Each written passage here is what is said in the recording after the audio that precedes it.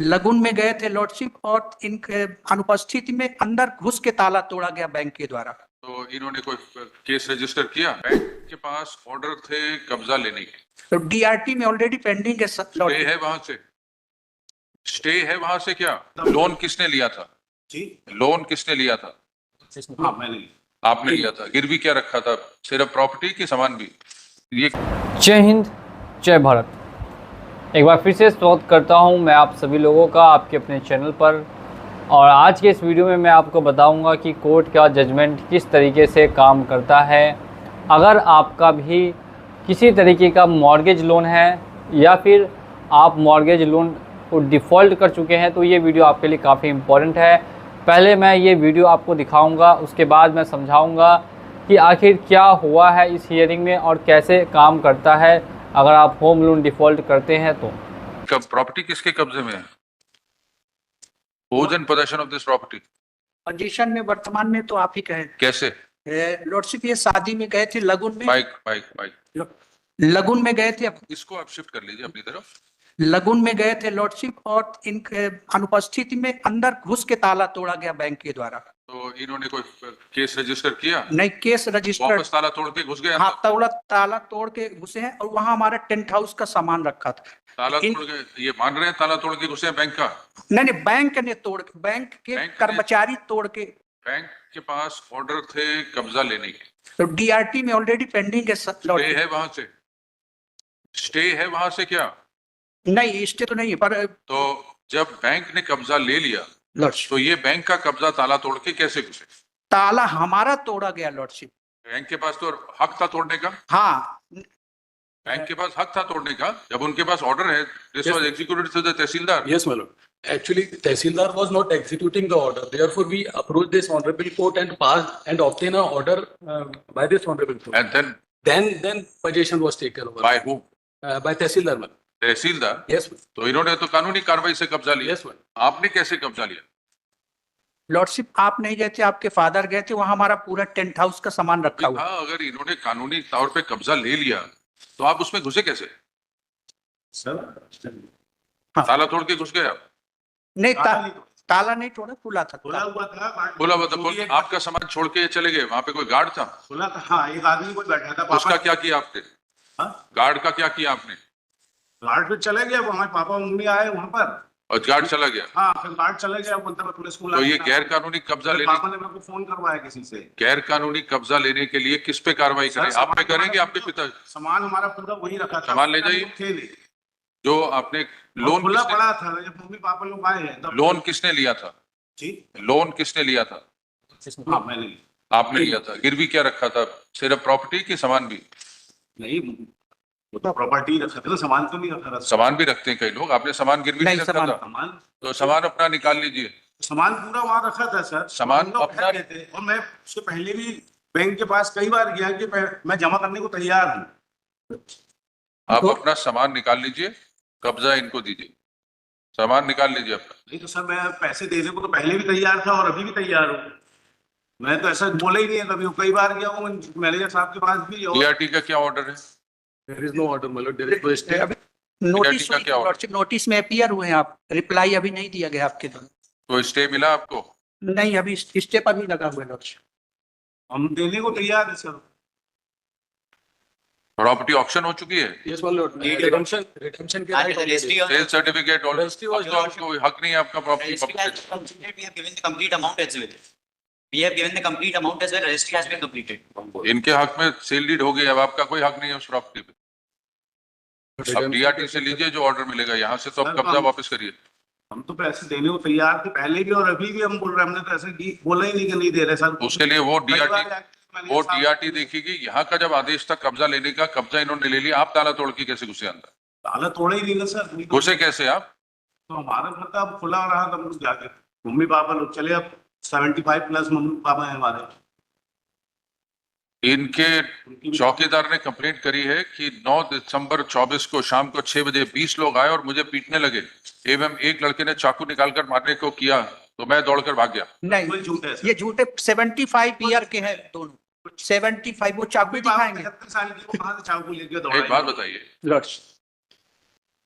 Property इनकी, कब्जा इनका गया और अपने पिताजी और माताजी को भेज दिया कब्जा नहीं, लेने के नहीं। लिए।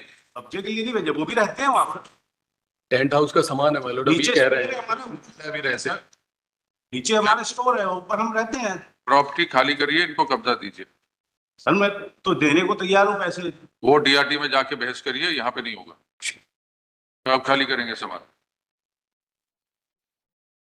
सर मैं देने को तैयार हूँ पैसे, मैं जैसे आप बोलेंगे हम करने को तैयार हैं। जुलाई 2023 तक हमने पैसे जमा किए लॉर्डशिप। उसके बाद उसके बाद लेने से इन्होंने इनकार किया। उसके बाद मेरी माँ 4 लाख, मई जून में 4 लाख एक मुश्त हमने रकम जमा की है और हमें स्टेटमेंट तक हम मांग के लिए रखा है लॉर्डशिप, वहां से ये सब डीआरटी में बहस करिए। लॉर्डशिप। ऑर्डर अगर कैंसिल करनी है सेल तो डीआरटी करेगी, ये अदालत नहीं कर सकती। आप वहां करिए, यहाँ पे तो सिर्फ कब्जा का देखना है। कब्जा कब देंगे इनको? नहीं, हम तो अभी देने को तैयार है ना, उस समय भी हम देने को तैयार। अब वो कहानी निकल गई, अब रेलगाड़ी निकल गई स्टेशन से। अब गाड़ी स्टेशन से छूट गई, कहाँ जाएंगे सर? गाड़ी स्टेशन से छूट गई, अब वापस नहीं आएगी स्टेशन पे। उस समय भी हमने इनको बोला था सर को, अभी भी हम वही बोल रहे हैं, हम देने को तैयार है सर। वो डीआरटी में जाके कहिए। जब बैंक ने, तहसीलदार ने एक बार कब्जा इनको दिलवा दिया, आप वहीं से ऑर्डर मिलेगा, यहाँ से आप जबरदस्ती घुस नहीं सकते हो। फौजदारी केस अलग आपके खिलाफ रजिस्टर होगा, हमने एफआईआर भी कराई थी। एफआईआर भी होगी, आपके खिलाफ केस भी चलेगा। फिर आप 1 हफ्ते में कब्जा खाली करके दीजिए अब कोर्ट को। पैसे देने और कहाँ जाएंगे सर? हमारे माँ बाप की और हमारी जिंदगी भर की। ये आपको पूरी लोन लेने से पहले सोचना चाहिए था। मैं तो देने को पहले भी तैयार था सर, अभी भी हम देने को तो तैयार आप अपनी ये डीआरटी में, when is it listed in the DRT?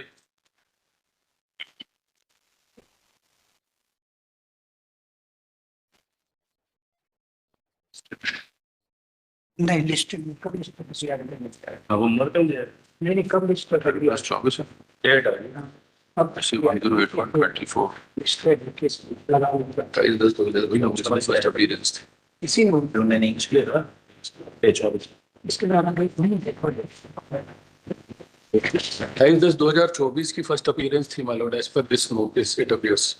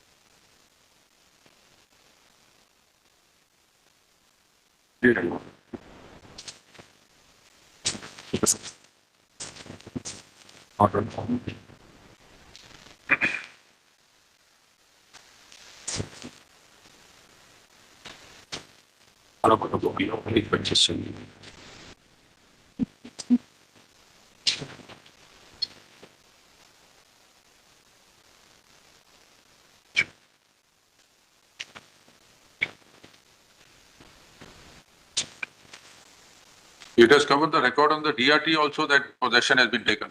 आपने पुराना ऑर्डर पास किया, उसके बाद 3 बारी केस लग चुका है। आपका नाम क्या है? अक्षय पाठक। अमिलेश चतुर्वेदी। अक्षय पाठक आपकी तरफ से पेश हो रहे हैं वहां पे।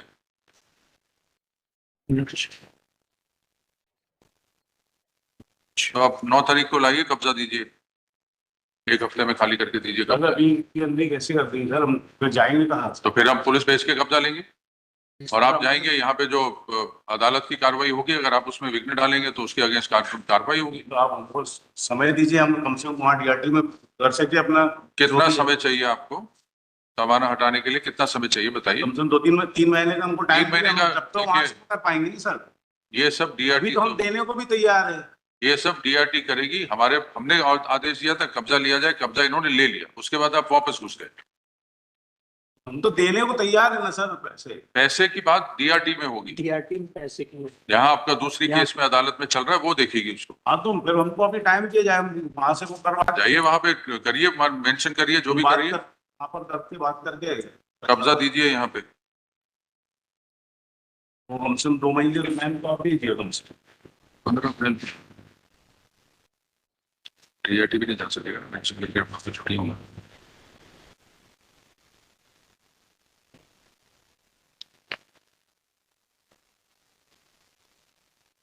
एक्शन देते हैं। हाँ सेव लिया है वो ये समझाने में डीआरटी में फाइल होगी, तभी इन्होंने सोल्ड आउट कर दिया। 15 तारीख तक खाली करके आइए, जी 15 तारीख तक खाली करके आइए। अगर आपने इस दौरान डीआरटी जाना है तो mention it there and get it listed. आपका जो अदालत में लगा हुआ है वहां करिए कोशिश, आप अगर होता है तो इसमें लिखना रिस्पोंडेंट नंबर 3 इज कम से प्रेजेंट। कम 2 महीने का टाइम दीजिए। मैं वो वाली अदालत देगी आपको 2 महीने या लंबा जो भी है वो दूसरी अदालत देगी। हम आपको 15 तारीख के लिए लगा रहे हैं, अगर आपने वहां जाके मेंशन करके लगवाना है तो वहां जाके मेंशन करके 15 से पहले लगवा लीजिए। ठीक, वो भी आपको लिबर्टी दे रहे हैं कि अगर नहीं होता वहां से कोई आदेश तो 15 को यहाँ खाली करके आइएगा। अगर वहां से आदेश होता है तो वो आदेश चलेगा, अगर वो आपको स्टे देते हैं तो फिर वो स्टे चलेगा। Respondent number 3 is present in person. He submits that respondent number 4 is his wife, and because of her health condition, she could not be personally present.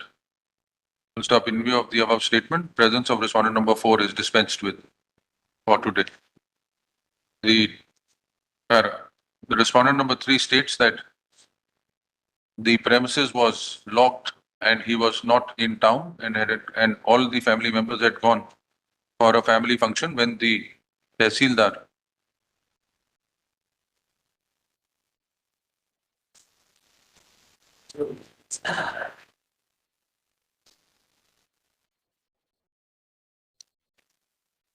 came and broke open the lock of the subject premises.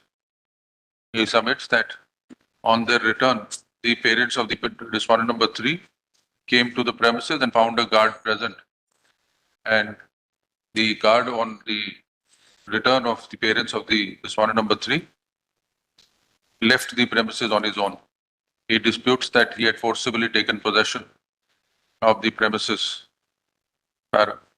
It is not in dispute that the Tehsildar, in execution of order dated 10/9/2024 passed by this court in WP number 25647 of 2024, took possession of the subject premises and handed over the same to the petitioner bank. And thereafter, the respondent number 3 has re-entered the premises. In the above circumstances, respondent number 3 is directed to vacate the premises and hand over the peaceful vacant possession of the subject premises to the Indian Bank on or before 15th April 2025. Full stop. Learned counsel appearing for respondent number 3 submits that respondent number 3 has already approached the Debts Recovery Tribunal in SA number 1081/2024, and the next date fixed in the same is 24/6/2025.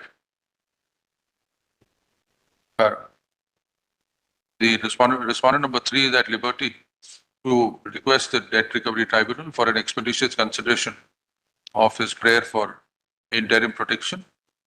Full stop. This order would be subject to any order that may be passed by the Debts Recovery Tribunal in the meantime.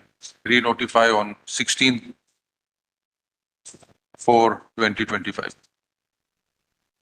But there is another petition. 7.1 list along with so and so on 16/4. Your Lordship, I'm requesting that if it could be mentioned, because I am also claiming an interim relief of compensation, Your Lordship. You claim it.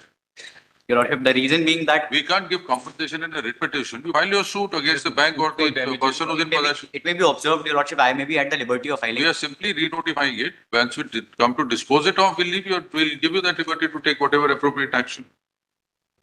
Much obliged.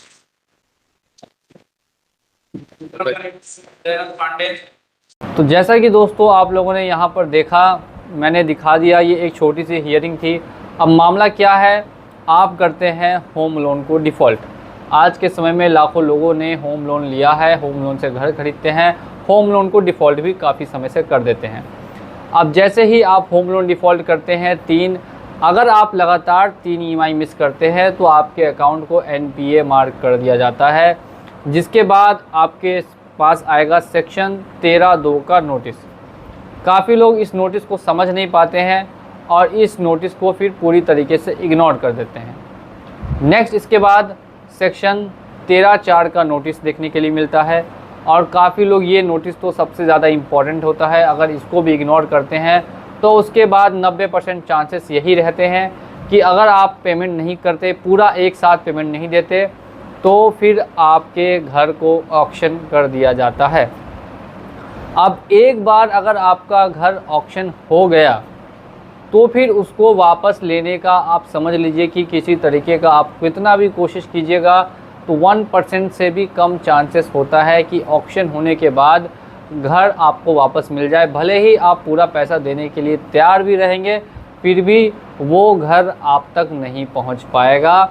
इसलिए हमेशा ध्यान रखें कि अगर आपको bank से time चाहिए या फिर किसी भी तरीके का आप समय लेना चाहते हैं तो आप जल्द से जल्द जो नोटिस आता है उसका रिप्लाई दीजिए और समय लेने के लिए जो प्रोसेस है, जो प्रक्रिया है, वो DRT से फॉलो कीजिए। अगर आपको ज़्यादा जानकारी चाहिए इससे रिलेटेड तो आप हमें कांटेक्ट कर सकते हैं, ऊपर में कांटेक्ट नंबर दिया गया है। चलता हूँ आज के इस वीडियो में और मिलूँगा आप लोगों से अगली वीडियो में फिर से बहुत ही जल्द। जय हिंद,